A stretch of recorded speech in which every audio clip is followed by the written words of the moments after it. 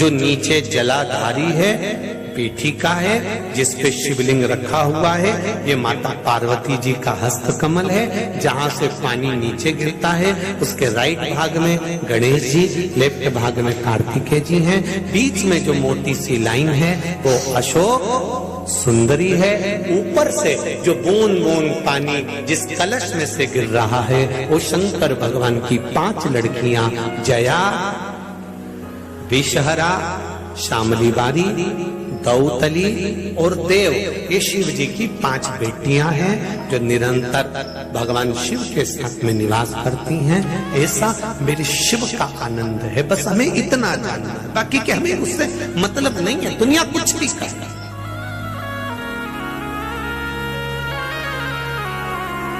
दुख आएगा, कोई दूसरा आपकी सहायता करने आए ना आए, पर आप विश्वास रखकर एक बार दिल से उसको पुकारना और दिल से कह देना, बाबा तेरी जरूरत है, मेरे शंभू तेरी जरूरत है, तुम्हें आना है। और दिल से अगर पुकारा है तो वो दिल से सुनेगा। बस इतना ही आपने कह दिया ना, पंचाक्षर मंत्र का ही जाप कर लिया, नमः शिवाय, षडाक्षर मंत्र बोल लिया, ओम नमः शिवाय, या बोल लिया श्री शिवाय नमस्ते, दिल से कहा, दिल से प्राप्त मिल गया। अब कहीं नहीं, हम क्यों आप लोगों को कथा के बीच में बार बार श्री शिवाय नमस्तुभ्यं हम क्यों बुलवाते हैं? उसका कारण है, शिव महापुराण में यहां तक लिखा है कि श्री शिवाय नमस्तुभ्यं बोलने वाले का मात्र मुख का दर्शन कर लो तो आधे पाप तो यूं नष्ट हो जाते हैं, केवल मुख दर्शन से ही।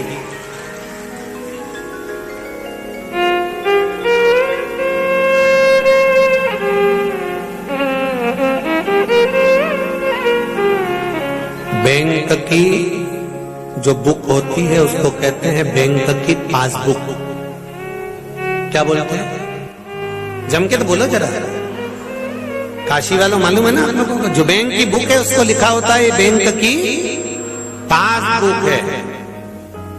पर माना जाए तो बैंक की पासबुक कम, रिश्तेदारों को पास बुलाने की बुक है। जितना उसमें माल ज्यादा होगा रिश्तेदार उतने पास आते हैं। बैंक की पासबुक को देखकर परिवार, कुटुंब, रिश्ते, नाते, मोहल्ले वाले पास आते हैं। और हाथ में अगर पासबुक की जगह पर शिव पुराण, रामायण और गीता है तो मेरा महादेव पास में आ जाता है। बहुत अंतर है दोनों में। बैंक की पासबुक देखकर, माल देखकर हमारे रिश्तेदार हमारे पास आएंगे और गीता, रामायण, शिव पुराण देखकर वो वैकुंठ अधिपति हमारे पास में आएंगे, महादेव मेरे पास में आएंगे। उस बुक को देखकर कि तुम क्या रखे हो अपने पास में, क्या धारण करे हो आप अपने पास में, क्या रख कर बैठे हो आप।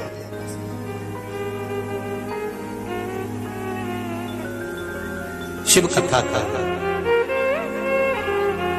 भगवान ब्रह्मा जी ने कहा कि मैं भगवान शंकर का सिर देखना चाहता हूं, तो वो ऊपर की ओर गए। भगवान विष्णु से कहा आप कहां जाओगे? भगवान नारायण बोले मुझे कहीं जाने की जरूरत नहीं, मैंने तो परमात्मा को देखा, अपने पिता को मैं जानता हूं। कितना गजब का संवाद है। मेरा आप सबसे निवेदन, इस संवाद पर ध्यान रखना थोड़ा सा।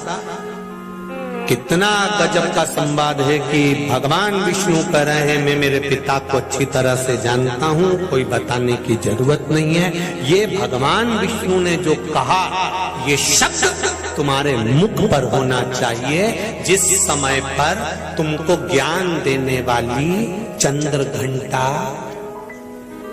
जब तुम्हें ज्ञान देती है कि तुम्हारी मम्मी बहुत पक्षपात करती है, तुम्हारे बड़े भैया को तो इतना चाहती और तुमको रत्ती भरनी चाहती, तब तुम्हें भगवान विष्णु के इस शब्द को बोलना चाहिए कि मैं अपने माँ बाप को अच्छी तरह से जानता हूं।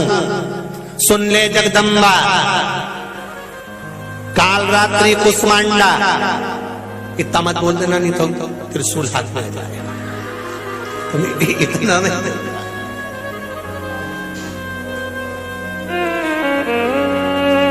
इतना बोल दिया ना तो हो गया कल्याण में। तो इतना थोड़ा भगवान विष्णु ने भगवान ब्रह्मा जी से कहा कि मैं अपने पिता को जानता हूं। अब तुम बताओगे कि मेरे पिताजी कैसे हैं, तुम बताओगे कि मेरे पिता का सिर कहां है, तुम बताओगे कि मेरे पिता के चरण कहां है, ये मैं तुमसे पूछूंगा।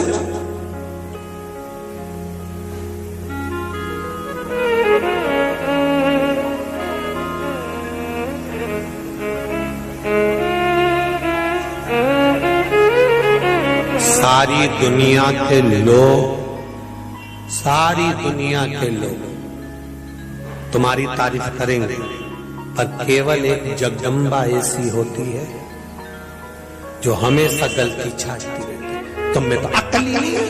तुम्हारे दोस्त को देखो, भले वो कैसा ही हो, उसको देखो कितनी मेहनत करता है, कमाता तो है, कितना आगे बढ़कर काम करता है, और उसकी धर्म पत्नी उसको कोस रही है। तुम्हारे दोस्तों को देखो, वो इसको दूर के ढोल, जरा अच्छे से बोलो रे काशी वालों, जरा जोरदार बोलो, दूर के ढोल सामने नजर आते हैं। हमें लगता है कि वहां ऐसा नहीं, नहीं नहीं नहीं, आप भीतर से रजिए। आप लोग कहते हैं साहब वो विदेश जाएंगे तो ऐसा होगा, विदेश में एक बार मौका लगे तो जाइएगा, विदेश में ऐसा। हम कहते हैं वहां जाने से अच्छा है एक बार विदेश में रहने वालों से भी निवेदन है, एक बार मेरी मातृभूमि भारत की गोद में तो आकर देखिए, तब मालूम। जितने लोग बैठे हैं इसमें से कितने लोग विदेश गए, जरा हाथ तो उठाओ रे। जो लोग विदेश घूम के आए सब उठा लो, जो गए।